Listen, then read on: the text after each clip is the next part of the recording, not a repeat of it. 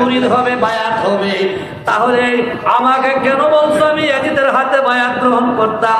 আমি ইয়াজিদের হাতে বায়াত গ্রহণ করতে পারবো না।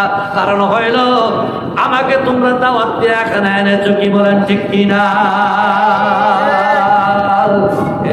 কুফাবাসী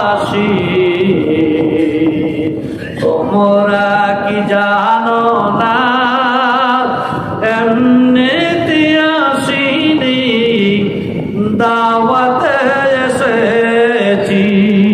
সুবহানাল্লাহ বলেন। ইয়াজিদ বলল হুসাইনকে তার নামে বায়াত গ্রহণ করার জন্য।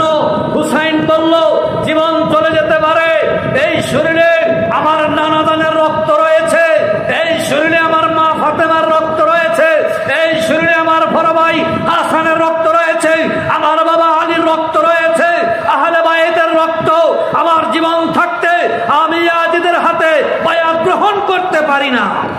কারণ হলো যদি এই কারবালার ময়দানে জীবন দিতে হয়, যুদ্ধ করতে হয়, তারপরে আমি জীবন দিতে রাজি আছি, শাহাদাত বরণ করতে রাজি আছি, আমি পিছপা হয়ে আর মদিনায় যাব না।